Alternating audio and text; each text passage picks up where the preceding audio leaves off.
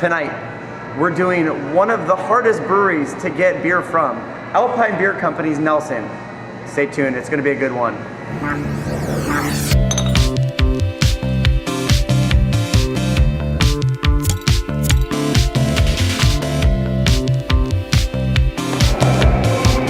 do this thing. You guys, welcome back. It's TheBEERSgoneBAD. Where the beer flows like wine. Holy moly.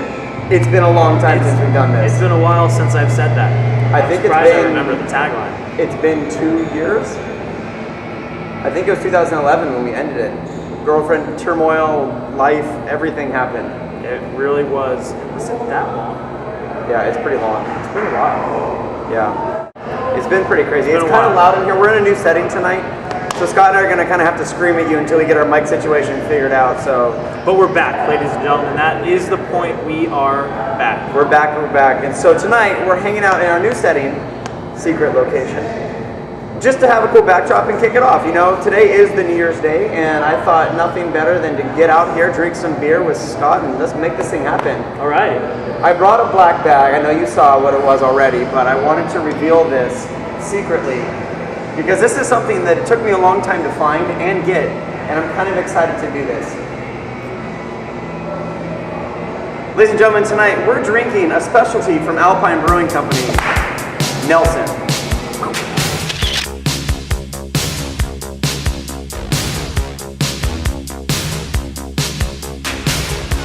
Nelson, dude. So Alpine Brewing Company. What do you know about Alpine Brewing Company? I know it's an Alpine. That's the name one there. Alpine Brewing Company is a small little brewery up out of Alpine that makes ridiculously amazing beers, and they don't give them to anybody. I was about to say, they're not easy to get. Not at all. We got this on the way back from Julian, and it was no joke. You walk into the brewery, and it's two people behind the counter, and you stand in line, you don't say anything, and when you get to the counter, you know what you want, you say it to them, and then you shut up. You don't try to small talk, you don't try to hang out, like it's like, there's a line of 8 people inside this small little room. 22s and growlers, right? Not everything's in like growler form or 22s either. Like when we showed up, there's a 2-liter per person maximum growler limit per day. There is a number, you can only get a certain number of these things per person too, because they don't want you to resell them. It's ridiculous. Like, actually, until you brought this back, I had never even seen Alpine Bus. Nor had I. And so it was kind of a crazy, whatever, we're making it happen tonight. It's a weird thing. So when you go there, so on the brewery, imagine there's one long building. On the right side, there's a small little brewery that they make all their beer in. In the middle, there's a haircut place.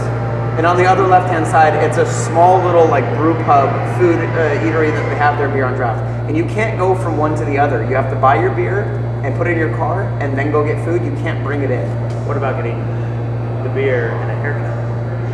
Can you buff it? You probably could. That's the way to do it, ladies. So what Nelson is known because the name refers to the hop that we're using here. It's a Nelson Sauvignon hop from New Zealand. And so what you're gonna get out of this is a lot of fruity kind of flavors, a lot of like white wine kind of like intensity. So what this is not is that over the top, super overbearing, like Cascades, any of the C's, right? I hit you in the face hops. I have to admit that I did buy another bottle of this and I cracked it about a week ago, and I am gonna go on record and say this is one of the most beautiful beers I've ever had. Well, it really is. Let's get into it. Let's do it, man. Cheers. Hold back. Dude, like that just makes me freaking happy. Do you smell that? It's got like a really, like, it's that like piney, like. I don't think it's too crazy on the nose though. Tiny little smell, but it's got like a lot of grapefruit and just tangerine kind of smell to it. Like, it does. But it's not one of those ones that you would crack and you smell it and you're like, oh my gosh, it smells like pot. Or it smells, again, like, well, pot, yeah. What's the ABV on this, dude? They actually don't tell you. It says uncategorized on their website because I think they want you to enjoy it without realizing what the IBUs are. Okay. Which, to me, I kind of respect. But they do put it on the bottle. Do they really? Yeah, they do. Wow. It's a bottle conditioned beer, so it's a, you know, on this kind of thing, there's a lot of, there's a yeast sediment that's filled on the bottom there, and I made the mistake of sloshing it around that side, and it kind of came out a little funky at the end, to be honest with you. Sure it would. It's the thing with the bottle condition. You want to leave a little bit at the end of the bottle. I'm gonna read this thing on the side here. Nelson. This golden IPA has an addition of rye to enhance the flavor profile and gives it something special. We use Nelson Sauvignon hops from New Zealand, prized for their white wine fruity flavor. The scent of fresh grapefruit, there you go, greets you with each time you lift the glass. And their motto from Alpine, by the way, is drink Alpine ale or go to bed, which is kind of confusing to me. What do you mean? It's go like, to bed? do it or get out. Go to bed. Have you ever heard someone said like, you know, like get off the shit or get off the pot? It's like, go to bed? Christopher Ramsey Pike says go to bed all the time. Instead of like get out of here, he'll be like, oh my god, go to bed. I would respect maybe like kick rocks or something. I don't know. I am all about go to bed. To you, when you drink that, what is it kind of like? What kind of mouthfeel? Is it really bright? Does it have a sharp kind of pine flavor to it? Does it feel like it kind of rolls off the back of your tongue? Like, what is it? It's not big like that or velvety or anything like that. I think it's crisp. It's up front, crisp, not like over the top like you're drinking apple juice or anything like that.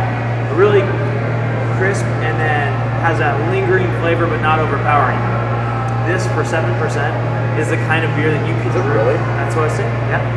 This is the beer that you will sneak up on you. This is the kind of beer that you could drink all day. You could drink this at a barbecue. You could drink this getting ready to go to a Christmas parade.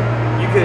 And this is a good all-around beer. This is amazing. I just love the color of it. It's the color is all golden. It has like, I mean, granted, it's been in my fridge for 2 weeks.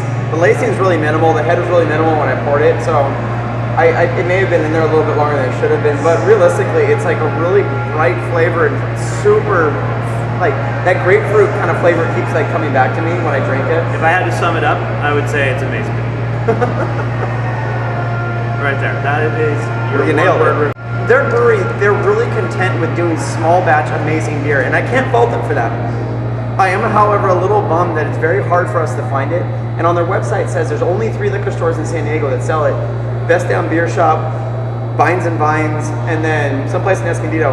And then even at that point, when you're looking for it, you got to cross your fingers and assume that they have the one you're looking for when you get there. I like that. Sometimes you got to work a little harder for the beer you want. Like, how good is this? And that's why it makes it special, I think. Absolutely. I need to say something too. Hey, I'm gonna rate the beer right now. I'm just gonna jump into it. I'm gonna give it. Refresh the rating on this one too. Okay, 1 to 10. 1 being skull. Basically, disgusting throw up beer. And then 10 being amazing, like the best beer ever. It's been a while since I've rated a beer, but I'm gonna go ahead and say that this has got to be high 8s, low 9s. And that's within the IPA, single IPA category. Yes. Because it has the alcohol in there, and which is not like a selling point by any means. But what I'm saying is that they made a really smooth, drinkable beer that's a higher alcohol content, which is not an easy feat. It is a good beer. It's insane. Like the flavor is super good. It's really sweet. It's really full-bodied. Like it's not overwhelming. I mean, you and I are hot people. I like it, man. And this one completely is with me. I'm an innate Wisconsin. This is freaking beautiful.